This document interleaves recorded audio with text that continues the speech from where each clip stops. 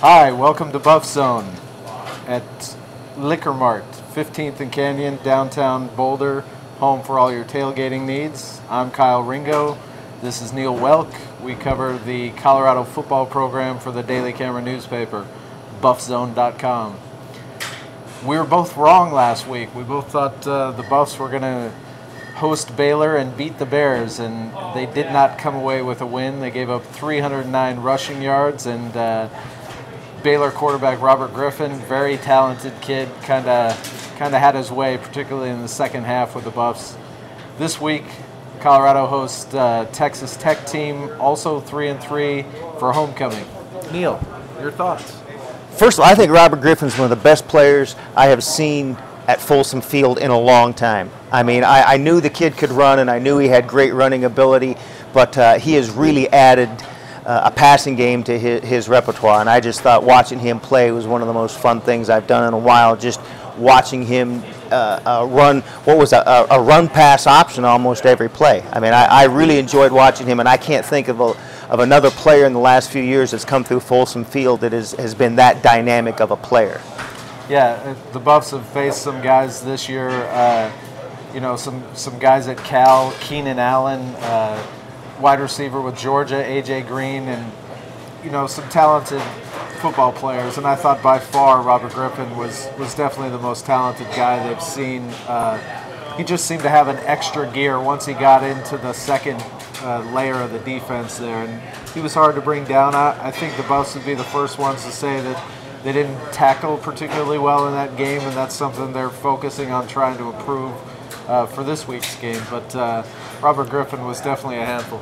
Just fun to watch. I mean, I just love watching a great college football player. But as they move on, this is another very interesting game with Texas Tech, a team that, like you said, is 3-3 overall, 1-3 in the Big 12. I think this is a game that both teams are going to be coming in here looking at as, this puts them one step closer to being bowl eligible, and I think both teams look at this as a winnable game. Yeah, I think both teams should look at this as a winnable game because both teams are fairly mediocre at this point in the season, and they have reason to believe they can win this game. I've had several people in the past couple of days tell me, several Buffs in the past couple of days refer to this as a must-win game for them. John Major today at practice was talking about being a must-win this week against Texas Tech, in part because the next two games are on the road, and one of them is against number 3 Oklahoma team that hasn't lost a home game in the past 34 home games. So that's going to be a tall order, which makes this week's game tall order. To say that's the nicest thing you could say. So that makes this week's game even that much more important. They need to go down to Norman, Oklahoma with a 4-3 record, a win in the Big 12 conference, and a little bit of positive mojo to even give themselves a chance. I think the thing about this Texas Tech team is it's probably a little more conventional than Baylor.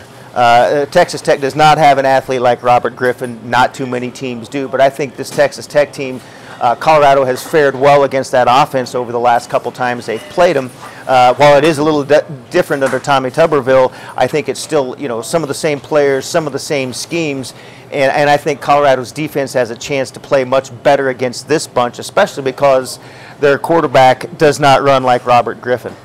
Yeah, I would agree with you. I think one thing that's definitely different about this Texas Tech team is they run the ball a little bit more. They're prone to sticking with the run a little bit more than some of those Mike Leach teams were in the past, but they're still very explosive in the passing game, and that's why I think this week is going to be important that the Buffs are able to get senior Jimmy Smith back from his concussion. Dan Hawkins was talking today about how he thinks Jimmy will be ready to go by the end of the week, but you never really know with those concussions. And so that'll be a big deal. They're going to need as many bodies in that secondary available as they can get. And as we all know, they've been suffering a rash of injuries there. Just about every week somebody in the secondary seems to get hurt. And this week they're hoping to get Jimmy Smith back. But it was interesting today. Dan Hawkins was talking about Terrell Smith, a true freshman, might play in his first game this week. And obviously that's done in part because of the injury situation. What they would be doing is asking a guy to burn his red shirt in the 7th game of the season, which is fairly unusual. And I think, I actually did some checking on that right before we came down here, and I looked, and I found 2 or 3 kids on most teams over the last 4 or 5 years around the Big 12 where they've had freshmen that came in and played, 3rd, 4th, 5th, 6th, 7th games just because of injury situations. It's rare, but I don't think it's quite as rare as one might think. But if the kid wants to play, I definitely let him play. Yeah, absolutely, and that's the point that Dan Hawkins made today. Is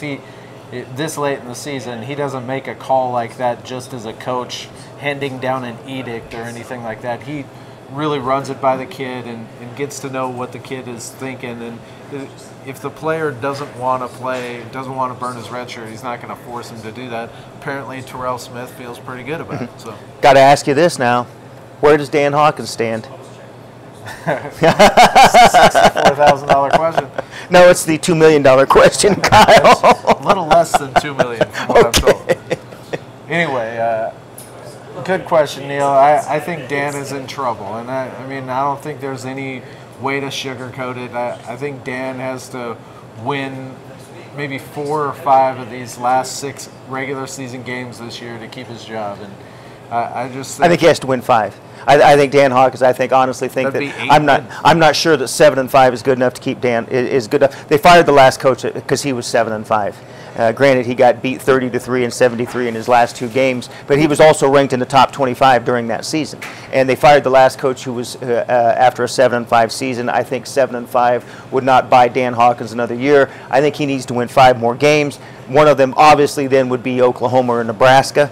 And that's to use your words, that would be a tall order. They would have to win 2 road on the road games too. And they would have to win 2 on the road. They haven't won on the road forever. So. Yeah. So I think that's where it stands right now. I don't think it's any secret that he's that it's past the point of thin ice. I think it's trying to keep his head above water. Thin ice is no longer the question. Yeah, that cracking, that deep sort of cracking you hear when you walk on it. That's definitely what's I think that's right where it is, and I don't think anybody's like you said, sugarcoating it or that comes as any surprise to anybody. I think that's the general feeling, but. For the players on this team, they still have a chance to have a good season. I mean, not a great season, but I think the players on this team still have a chance to turn around a 3-9 season. They still have a chance to go to a bowl game, and I think that's what they're going to be playing for. All right, before we make predictions, let's have you answer one last question. This is something that's also on people's minds as it relates to the coaching situation. And I hear guys on the radio like Joel Klatt, Alfred Williams, CJ. Talking about why not make the change now if you're going to make it. Why not make? I don't think you make the change now because number one, I think that's an indignity to the kids. I think the players on the team, the seniors on this team especially, Scotty McKnight, Jalil Brown, Jimmy Smith, I think those guys deserve the chance to finish the season with the head coach they signed up with. I don't think that this season is so far down the tubes that nothing can be salvaged from it. And I think you owe those players every chance that they have to finish the season, and I keep using the term, to finish the season with dignity, to finish the season, with a winning record and go to a bowl game. Plus, I've never seen a coaching change in the middle of the season do anything but cause more problems. If you make a coaching change, you've got half your coaching staff knowing they're not coming back next year. They spend too much time looking for other jobs instead of taking care of business at hand. I think you have players that, the seniors and the older guys on the team can say, you just quit on us. Why should we continue to play here? So I think it causes more problems than it helps. And I think you owe it, more than anything, you owe it to the seniors on this team who have given 4 good years to this program to give them a chance to finish, on a strong note. And I think keeping the same coach and the continuity gives them that best chance. I tend to agree with you. I would say the only way you would ever make a change in the middle of the season like that, apparently unless you're Minnesota, is to if you already know who your next coach is and you're going to be able to bring him in right away and start the process from the middle of the season moving forward, then you might be able to do that. And obviously there's a lot of speculation about, certain guys being able to come right in right now and do that. Coach Bill McCartney is that guy, and And, you know, I just don't know that anybody on the hill right now is ready to make that call. So. CU needs to start its due diligence right now. CU needs, if they are ready to make a change or think they're going to,